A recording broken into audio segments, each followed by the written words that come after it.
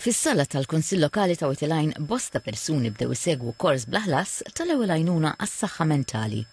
Il-kors beda jingħata f'7 lokalitajiet f'Malta u Għawdex u diġà ġibet l-interess ta' 500 ruħ minn kull sfera tas-soċjetà. It-tlieta wara nofsinhar żorna waħda mis-sessjonijiet ta' dan il-kors fil-bini tal-Kunsill ta' Witilajn u stajna nosservaw kif dawn il-korsijiet ħajru nies minn diversi oqsma u ta' kull età. Il-koll urew interess sabiex fl-aħħar ikunu jistgħu jagħtu l-għajnuna meħtieġa. Jiena naħdem f'Dipartiment tal-Human Resources, jiġifieri jgħin inkun iżjed kapaċi ngħin u nisma' lil-ħaddiema. Malta taw ħafna tabu u nħeġġeġ in-nies illi jagħmluh dan il-kors, speċjalment li sajjad b'xejn u li mhux irħis biex tagħmlu. Qiegħda fl-Scouts u nixtieq ngħin forsi b'xi mod żgħir li qiegħda magħhom. U għax da social work naħseb li actually ħajjejni għal-futur tiegħi kemm fil-karriera u kemm fl-istudju. F'na importanti għax hemm ċertu affarijiet bħal mental health and it's not as visible as any other illness. So it's very important. I'm a care worker and it's helpful for the residents. Yeah. So Why is it helpful? To deal them and to handle them. I mean, when the situation comes, so I can help them.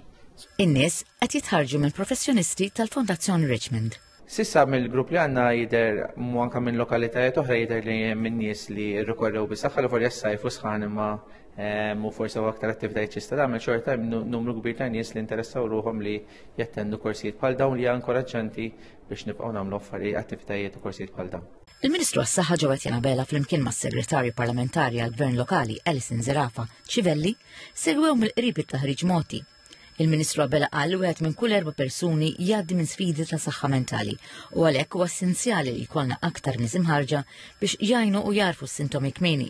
Spjega li dan it-taħriġ qed isir b'investiment ta' 4.5 miljun euro u qed jgħin biex il-kors isir regolari u jgħin ukoll fit-tnaqqis tal-istigma.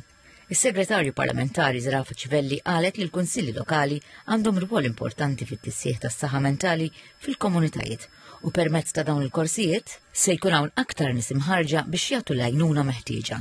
Sissa, 96 persuna bdew il-kors u l-oħrajn mistennija jibdew fil-ġimgħat li ġejjin.